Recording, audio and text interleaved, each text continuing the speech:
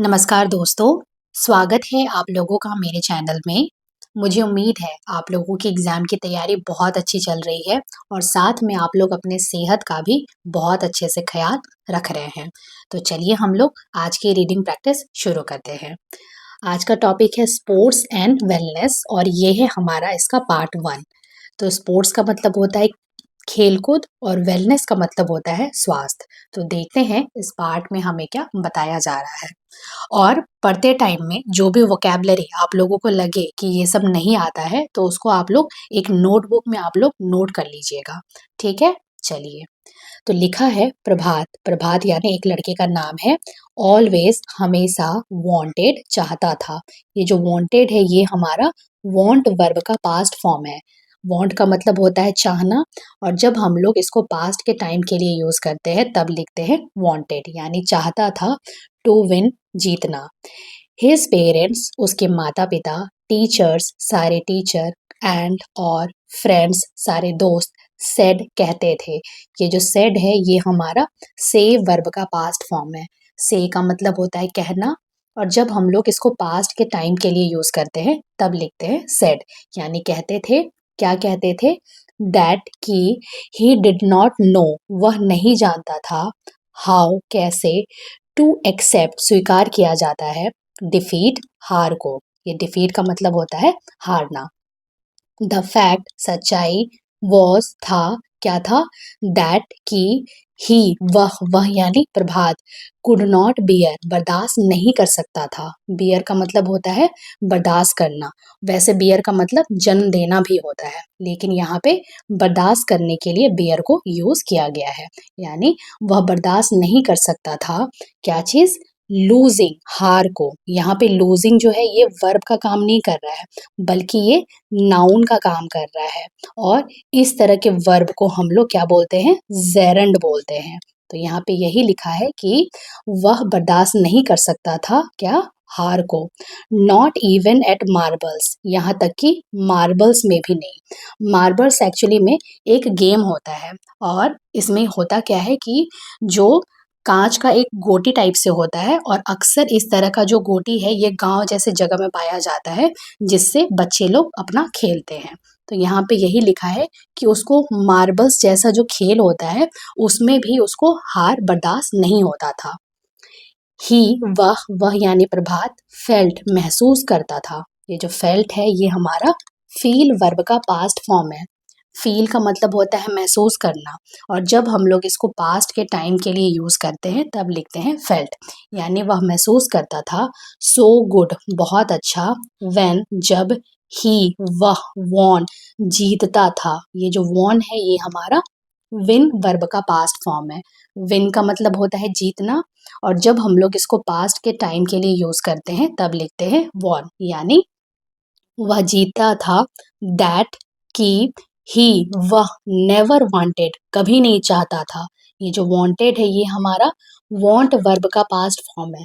Want का मतलब होता है चाहना और जब हम लोग इसको पास्ट के टाइम के लिए यूज करते हैं तब लिखते हैं वांटेड यानी वह कभी नहीं चाहता था। टू गिव अप छोड़ना दैट फीलिंग्स उस भावना को। यानी जब वो जीतता था तो वो बहुत अच्छा महसूस करता था तो वो उस जो भावना है वो उसको कभी भी छोड़ना नहीं चाहता था।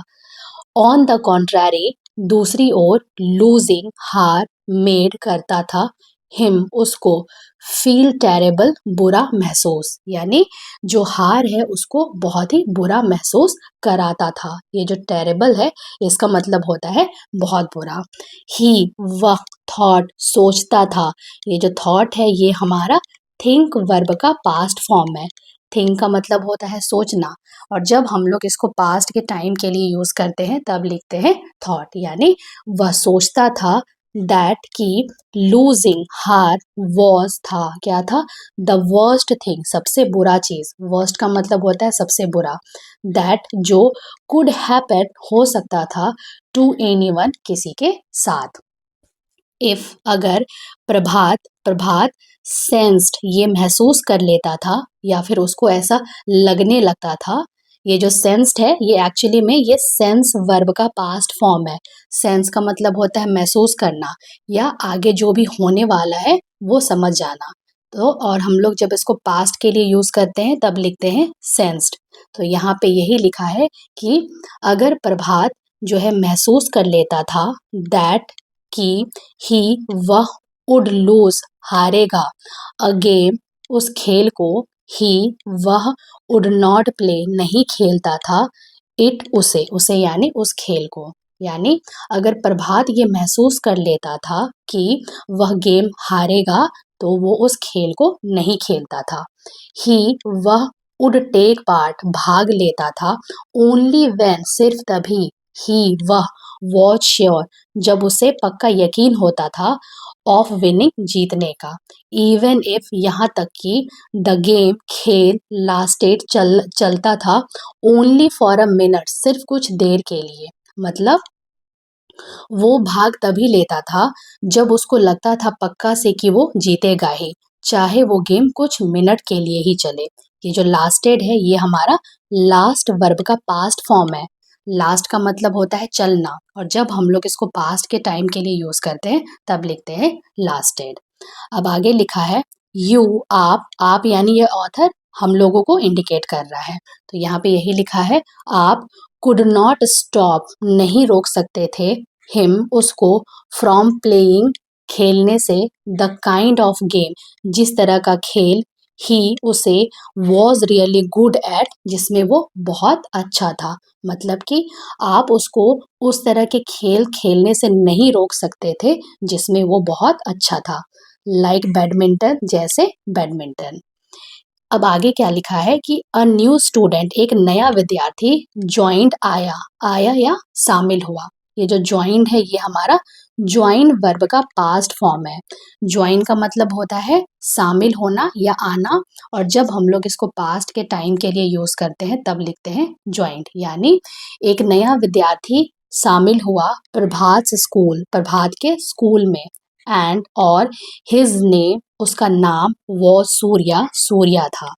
अब यहाँ आगे सूर्या के बारे में बता रहा है कि सूर्या था क्या था एन एक्सीलेंट बहुत ही बेहतरीन। एक्सीलेंट का मतलब होता है बेहतरीन बैडमिंटन प्लेयर बैडमिंटन खेलने वाला। प्रभात वेटेड इंतजार कर रहा था फॉर द लास्ट फ्राइडे आखिरी शुक्रवार का ऑफ द मंथ महीने का। यहाँ पे ये जो वेटेड है ये हमारा वेट वर्ब का पास्ट फॉर्म है। वेट का मतलब होता है इंतजार करना और जब हम लोग इसको पास्ट के टाइम के लिए यूज करते हैं तब लिखते हैं वेटेड। तो यहाँ पे यही लिखा है कि प्रभात जो है महीने का जो आखिरी शुक्रवार होता है उसका इंतजार कर रहा था। लास्ट फ्राइडे आखिरी शुक्रवार वॉज सिग्निफिकेंट बहुत ही महत्वपूर्ण था। सिग्निफिकेंट का मतलब होता है महत्वपूर्ण।